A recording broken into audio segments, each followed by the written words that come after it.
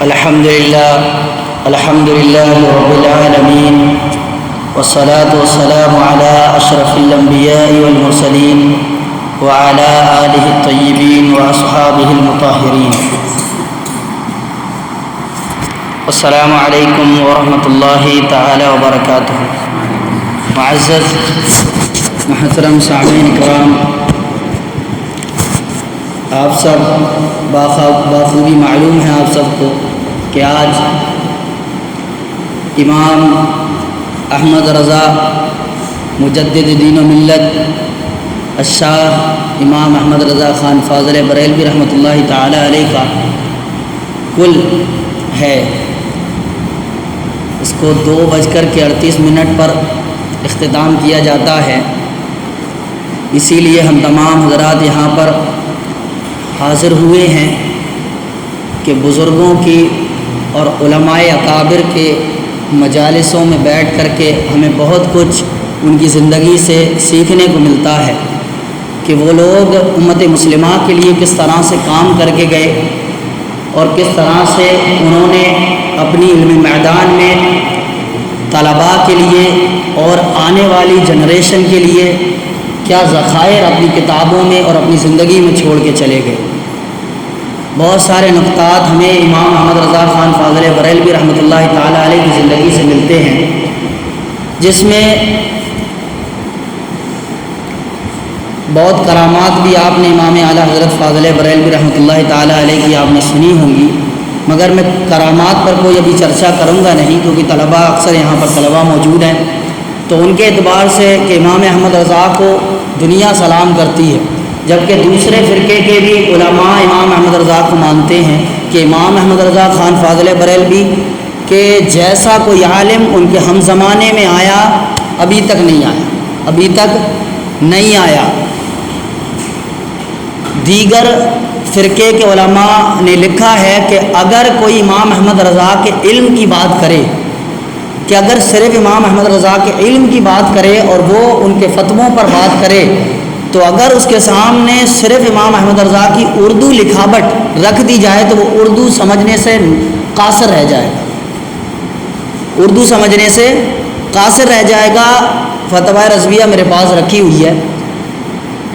کبھی کبھی میں بھی بڑا پریشان ہو جاتا ہوں کہ اس کا مطلب کیا ہے. کوئی مسئلہ سمجھنے کے لیے صرف اردو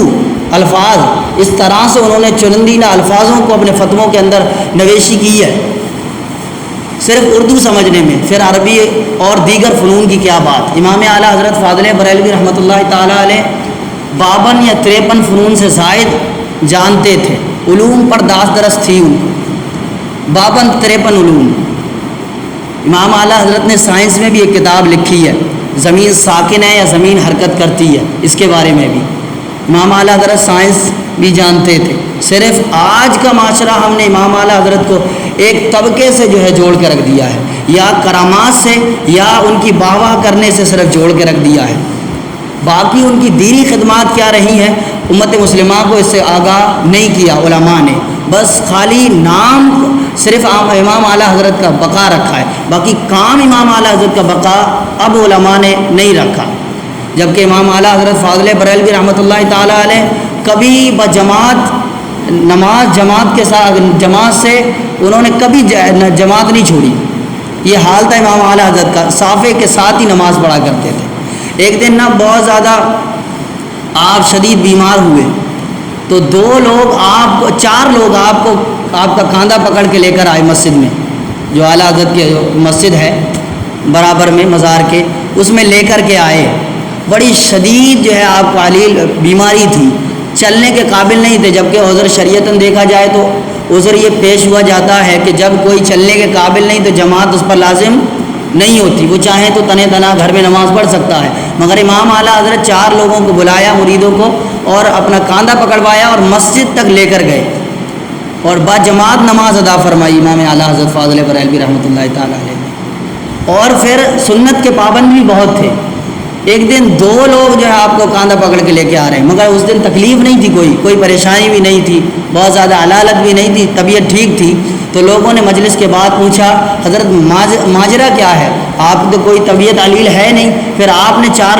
2 لوگوں کو کاندھا پکڑ کے کیوں آپ کو لے کر آ رہے ہیں؟ فرمایا میں نے نا ایک حدیث میں پڑھا، حضور صلی اللہ تعالیٰ علیہ وسلم نے 2 صحابیوں کو بلایا اور کاندھا پکڑ کے حجرے سے باہر لے کر کے حضور صلی اللہ علیہ وسلم کو 2 صحابی لے کر آئے مسجد تک نماز ادا کرنے کے لیے۔ فرمایا پتہ نہیں زندگی میں یہ سنت رہ جاتی، اس لیے میں نے اس کو بھی مکمل کر لیا۔ سنتوں کے پابند بھی حضور صلی اللہ تعالیٰ علیہ وسلم کی بہت زیادہ جو ہے تائید کیا کرتے امام احمد رضا فاضل بریلوی رحمۃ، اور جو بات امام احمد رضا کر گئے عشق رسول پر، حب رسول پر، وہ آج تک کوئی علماء بات نہیں کر سکا۔ کبھی امام احمد رضا خان فاضل بریلوی حضور کی جب شان اقدس کی بات آتی نا، حضور کی جب کوئی شان اقدس کی بات میں اگر کوئی ادنا سی بھی گستاخی کرتے، کیونکہ ان کا جو قومی لباس تھا وہ پٹھان تھے،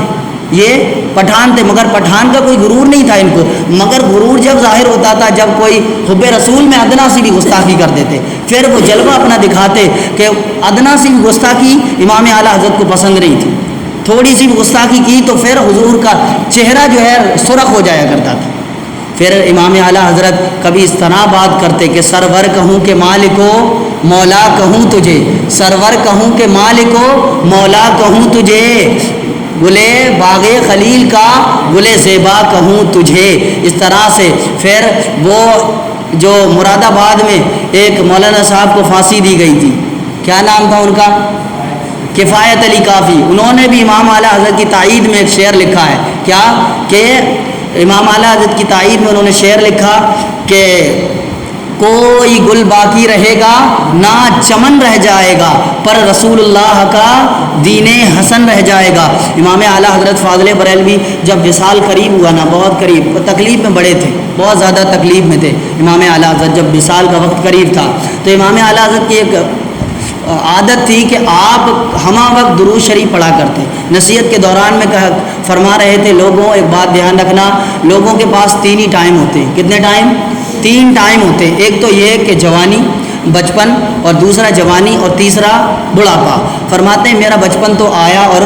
گزر گیا، جوانی آئی وہ بھی گزر گئی، بڑھاپا آیا یہ بھی گزرنے والا ہے، اب چوتھا وقت صرف ایک ہی ہے، وہ کیا ہے؟ موت۔ فرمایا لوگوں یاد رکھنا یہ 3 ٹائم انسان کے بڑے اہم ہیں، اس میں اپنی زندگی کو سنبھال لینا، اللہ رسول کی طرف لگا لینا، اس کے بعد آپ کو کوئی موقع اللہ تبارک و تعالی نہیں دے گا۔ بچے کے پاس تو ٹائم ہے کہ وہ جوانی گزارے گا، جوان کے پاس ٹائم ہے وہ جوانی گزار کر کے بڑھاپے تک پہنچے گا، مگر اب میرے 3 ٹائم گزر گئے ہیں، اس کے علاوہ میرے پاس کوئی ٹائم اب نہیں رہا، بس اب میں موت کی تیاری میں ہوں کہ کب اللہ تبارک و تعالی میری زندگی کی رسی